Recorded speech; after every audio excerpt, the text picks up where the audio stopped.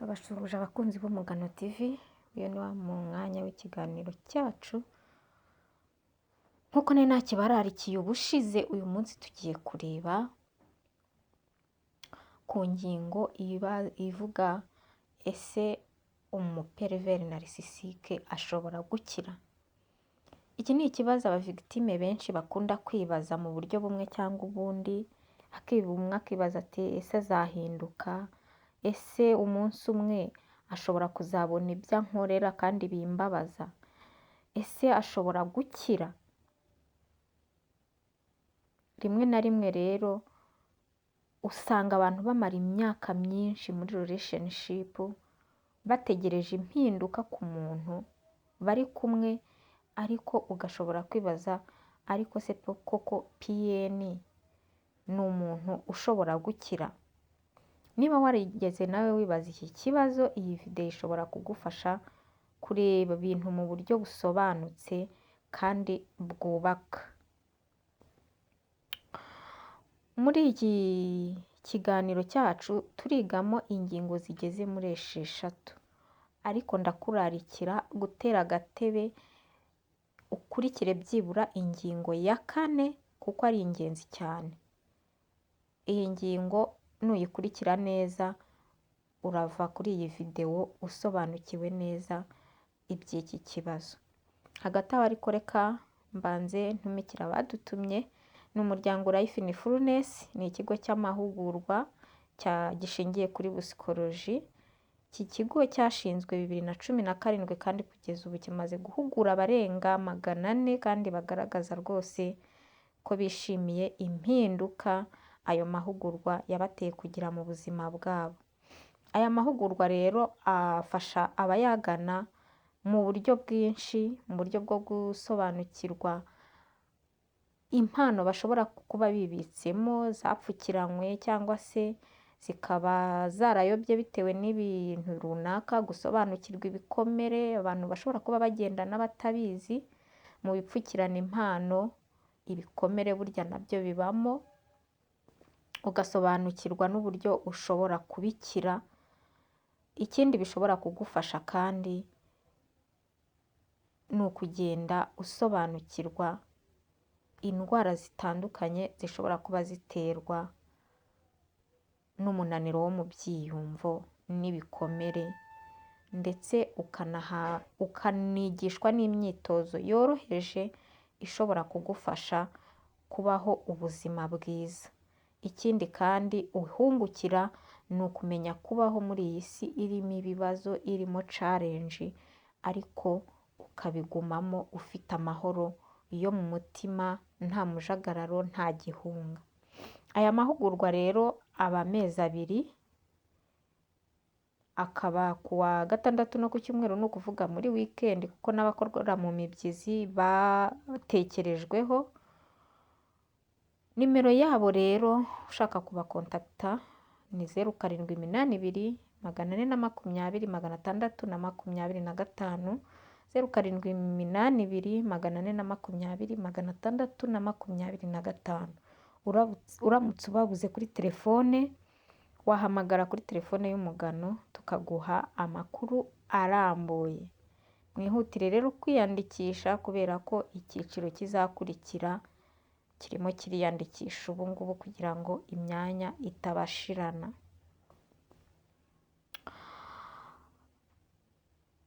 Bakunzi b'Umugano TV rero tugarutse muri kiganiro cyacu. Uyu munsi tugiye kuganira ku kibazo gikomeye kandi gikunze guteza impaka mu bantu, cyane cyane ku bantu bamaze gusobanukirwa imiterere y'abantu twita abaperiveri narisisike. Iki kibazo ni ikibaza ngo ese PN ashobora gukira? Ese PN ashobora guhinduka? Kuko hari abantu benshi usanga bavuga bati ntibahinduka, abandi bakavuga ati abantu bose bashobora guhinduka, nta muntu utashobora kugira impinduka. Ariko se hagati y'ibi bintu bibiri ukuri ni ukuhe? Reka ntabatindiye ntangirire ku ngingo ya mbere, twibaza ngo ese gukira bivuze iki? Mbere yo gusubiza iki kibazo dukeneye kubanza kumva icyo gukira bisobanuye, kuko gukira ntabwo ari uguceceka igihe gito, ntabwo ari impinduka zibayeho ibyumweru bike cyangwa iminsi mike, ntabwo ari ugusaba imbabazi none cyangwa se rimwe na rimwe ariko bikongera, ahubwo gukira ni ukwemera ko hari ikibazo, bikemerwa na nyir'ubwite, kwemera ingaruka zacyo kigira ku bandi, ikindi akemera gufata resiponsabiriti we ku giti cye, akamenya ko hari ikintu agomba kugikoraho no gukora umurimo muremure wo kwihindura we ubwe, byaba ngombwa agashaka ubufasha, ariko ubwo bufasha akabwaka nawe yiyemeje gukora uwo murimo muremure ari wo rugendo rwo gukira icyo kibazo afite. Impinduka nyazo rero ntago zigaragarira mu magambo gusa cyangwa se mu marangamutima agaragaza mu gihe navuga ngo yakoze amahano, yakoze ibidakorwa, yababaje mugenzi we, yamukoreye ibitakorwa n'undi muntu ufite ubuzima buzima, ahubwo zigaragarira mu myitwarire iri konsita, ihoraho, atari uguhinduka none ejo ukaba washyushye, ejo yakonje, ejo yabaye umugome, ejo yongeye yabaye umuntu mwiza, bya bindi twita guhuha umwuka ukonje n'ushyushye. Bigomba kuba konsita ku buryo identite ye iba iri defini, igaragara, ukamenya ngo uyu muntu yarahindutse cyangwa se arakiyoberanya n'ubundi, ni uku bihora, yiyorobeka gatoya ejo akongera akagaruka kwa kundi yari ameze. Ibi ngibi rero kuki bigora? Iyi ni ingingo ya kabiri tugezeho, mbibutsa kugera ku ngingo ya kane kubera ko ni ingenzi cyane ukurikije umutwe w'iki kiganiro. Impamvu rero ibi bigora ni uko narisisime akenshi iyi narisisime ye iba yubakiye ku guhakana, kwirwanaho, mbese kwihagararaho, gushyira amakosa ku bandi, kwa kundi abakiripabiriza ibyo akoze akabibakorera akabibanagira, akanarangwa no kubura mpati ihamye cyangwa se uburyo bwo kugirira impuhwe abandi cyangwa kwiyumvamo ububabare bwabo, ari nayo mpamvu kubababaza bitajya bimutera igihunga ngo bitume akirinya amaso, mbese abikora furuwadoma mu buryo burangwa n'ubugome, niko navuga. Bityo rero kwemera ikibazo biba bigoye cyane bitewe n'ibi bintu aba yariyubatsemo byo guhakana ikibazo afite, byo kwirwanaho no kwihagararaho no gushyira amakosa ku bandi kandi ari we wayakoze abizi neza, no kuba atagirira impuhwe n'amarangamutima, mbese ikintu cyose cyiza ntacyo aba atekereza ku bandi. Twabonye ko umunarcisike ibyiza byose aba ari we biba bigenewe, kabone niyo yabigushikuza mu buryo ubwo ari bwo bwose. Kwemera iki kibazo rero biba bigoye cyane ukurikije ibi bintu aba yariyubatsemo, kandi umuntu utemera ko afite ikibazo biba bigoye cyane kugira ngo gikemuke. Ese haba hari abanarisisike kuko bahinduka nk'uko twabibonye cyangwa se nk'uko bamwe babitekereza? Igisubizo kiri aha ni uko hari abantu bashobora gutera intambwe, hakaba hari abantu bashobora kwiga imyitwarire mishya, yego, hakaba hari abantu bashobora gukora terapi ndetse no kwicara bakitekerezaho, ariko ibi bintu icyitonderwa bisaba ubushake bwabo bwite, nta muntu ushobora gukiza undi, ntabwo bishoboka, nta muntu ukiza undi cyangwa guhindura umuntu utabishaka. Bivuze ngo ni urugendo rw'umunarisisike ku giti cye agomba gukora muri volonte yiwe na motivasiyo yiwe, ari ibintu we yishakira kuko yamaze kubona ikibazo cye. Urukundo rero rw'umuvigitime rwonyine ntabwo rushobora gukiza umuntu udashaka gukira, ufite narisisime muri we. Ntabwo urukundo niyo warufata mu ngunguru ukarumusukaho ukarumutwikiriza ukarumusasira ukagira gute, urwawe urw'umuvigitime ntabwo rushobora kumukiza we atamaze gutera ziriya ntambwe twamaze kubona hejuru. Tugeze rero kuri ya ngingo yacu nabararikiye. Iyi ngingo ni ivuga ku mitego cyangwa se umutego abavigitime b'abanarisisike bakunda kugwamo. Iyi mutego rero uteye uti: usanga abavigitime benshi bibwira ko cyangwa se mbese ubushize twavuze ku binyoma kenshi iyo umuntu ari mu mubano mubi yibeshya. Ahangaha naho ni nk'utunyoma dutoya yibeshya ariko tumugiraho ingaruka araronge. Hari igihe umuvigitime rero atekereza ati ndamubona neza ko afite ibikomere. Urumva nyine akenshi abavigitime b'abanarisisike baba ari abantu barampatike cyane, babasha kwiyumvisha imimerere y'undi muntu, akababaro, mbese baba ari abantu babasha gusonda imimerere y'umuntu bakabona umubabaro we, bakabona ibintu byihishe muri we. Ariko se kuba babasha kubibona hari ikintu bishobora guhindura? Rero muri iyo ampati y'umuvigitime ashobora kuvuga uti ndabona afite ibikomere, hari n'igihe baba barabiganiriye, ndabona ababaye akeneye umutwara, nzi ko afite ikibazo, wenda nshobora kumutwaza kikarangira. Kandi koko mu by'ukuri akenshi ibi biba ari ukuri. Ariko hari ikintu gikomeye umuvigitime agomba kwibuka, ni ugusobanukirwa ko umuntu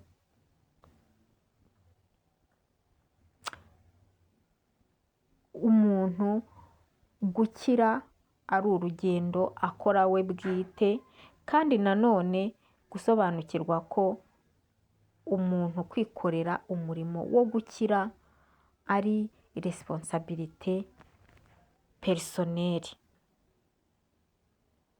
Ngira ngo iki ngiki kirumvikana. Ushobora kuba uri umuntu urampatike rwose, ubona imibabaro ye, ubona ibikomere bye, wenda mwarabiganiriye, uri n'umuntu w'umunyempuhwe, uri umunyembaraga, kuko abanarisisike ntabwo bajya bisondeka, s'il vous plaît, ntabwo bajya bisondeka. Bareba ahantu hari imbaraga bazabasha kuvoma ibishyitsi. Rero uburyo ushobora kuba ubibonamo kose, ugomba gusobanukirwa ko kwikorera umurimo wo gukira ukorwa n'umuperiveri narisisike ubwe. Ikibazo rero nyacyo mu ngingo ya 5 ni uko akenshi abavigitime bibaza niba azahinduka, ariko ikibazo cy'ingenzi kiba ari ese uyu mubano njyewe nkurimo amahoro? Ese iyi relationship iri kunyubaka cyangwa iri kunsenya uko umunsi ushize undi ugataha? Ese nzi gutakaza cyangwa maze ndi kugenda ntakaza identite yanjye gake gake ku buryo ntakibasha kumenya uwo ndi we mu gihe ngitegereje impinduka? Iki ni ikintu gikomeye, aho kugira ngo wibaze niba umuntu azahinduka, utazagira icyo ufasha, utazagira icyo utwaza, utazagira icyo ubikoraho. Icyo ugomba kwibaza wowe ni ingaruka uwo mubano urimo uri kukugiraho. Hari abantu rero batakaza imyaka myinshi bagitegereje impinduka ku muntu umeze nk'uyu cyangwa z'undi muntu, ariko bakibagirwa kwiyubaka bo ubwabo, ahubwo bakarushaho kugira gute, gusenyuka kugeza ubwo ashobora no kukurizamo no kuhata ubuzima, guhungabana n'ibindi. Aha rero ninde ugomba kwibandwaho muri iyi situwasiyo?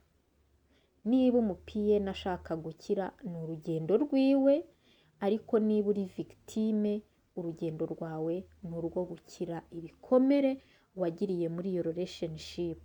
Urugendo rwawe ni urwo kwisubiza, urugendo rwawe ni urwo kongera kwizera intuition yawe, kwemera uko wiyumva no kubyubaha, no kongera kubaho wiyubaka bushyashya. Iyi niyo nshingano yawe, ni rwo rugendo rwawe, mu gihe urugendo rwa piyeni we ari urugendo rwo gukira. Ntabwo rero ufite inshingano zo gukiza umuntu mukuru, yaba uwo ari we wese. Ufite inshingano yo kwirinda ndetse no kwiyubaka wowe ubwawe. Ubushize nababwiye urugero n'umuterapisite w'umwuga ntabwo ashobora kwirengera umunarcisike cyangwa umumanipirateri narisisike. Ni ibintu biba bikomeye cyane. Narisisime nkunda kuvuga ngo ni nk'amavampaya energetike. Igihe cyose yakwitumye kandi we ataramenya ikibazo afite, atanashaka ihinduka, ngo muri we aba ashaka gukora urugendo rwo gukira, we icyo aba arwana nacyo ni nka insitedo sirivi kuri we. Twabonye ubushize mu kiganiro cy'ubushize uburyo hari abadevelopa ino narisisime bitewe n'ibikomere bahuye nabyo mu bwana, hakabaho n'ababyiyubakamo bakuze. Umuntu rero wadevelopye ibi bintu gutya akaba ataranafata resiponsabirite ko afite ikibazo, ibi bintu akenshi biba byarabaye ine muri we ku buryo ari mode de fonkisiyonoma yiwe. Rero niba uri umuvigitime, niba uri umuterapisite we, wenda hari ukuntu nka couple bavuga ngo bagiye gukora terapi do couple, kubera iki? Wenda yakoze gafu, nyine yakoze igikosa gikomeye, umuvigitime amuhera ultimatum ko bagiye gutandukana nibaramuka badakoze terapi. Muri bwa buryo bwo kugira ngo yiyorobeke, ibintu bibanze bituze, akemera ko bakora terapi. Agenda kuri presiyo y'umubanyi wiwe, akagenda, ariko iyo agezeyo muri terapi mu by'ukuri biba ari iki? Ari nko gusuka amazi ku mugongo w'imbata. Ahangaha rero byumvikane ko gukira ntabwo ari y'umupiyeni, ntabwo ari inshingano yawe, ahubwo ni inshingano ye bwite. Wowe nta kintu ushobora kubikoraho, nta kintu ushobora kubihinduraho. Imyaka yose mwamarana, amezi mwamarana, ntabwo nzi igihe mwamarana uko kingana, ariko we adafite iyo konsiyanse nta kintu ushobora kubikoraho. Bivuze rero ngo igihe cyose wavuga ngo urihanganye, nubwo waba warabonye ko afite ikibazo, ushaka kumufasha, nta kintu ushobora kumufasha. Ntabwo ushobora kumufasha. Inshingano yawe bimeze gutya niyo kwirinda ndetse no kongera kwiyubaka, ugakora urugendo rwo gukira ibikomere ushobora kuba ukuyemo. Reka nsoze rero ikiganiro cy'uyu munsi. Ariko se we wakora iki kiganiro, ese koko waba ubonye ko piyeni ashobora gukira? Ahangaha igisubizo ni yego. Hari abashobora guhinduka iyo bemeye ikibazo kandi bagakora umurimo wo guhinduka n'imbaraga gisaba. Gusa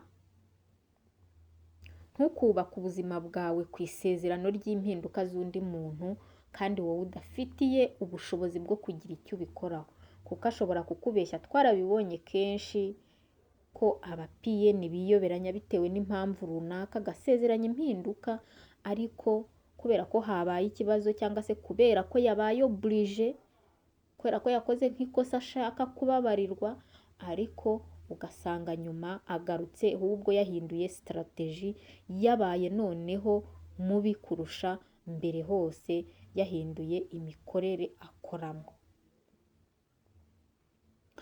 Rero ntabwo ushobora kubakira ubuzima bwawe ku isezerano ry'impinduka ariko udafite icyo uzakoraho, n'ushobora kugira icyo abikoraho nyir'ubwite ntacyo ashaka kubikoraho.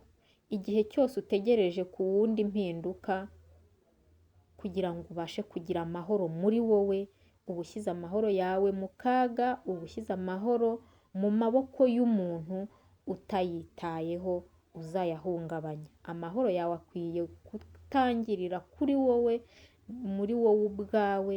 Ntago ugomba guha urufunguzo rw'ibyishimo byawe ku muntu we ugambiriye kugira gute, kugusenya.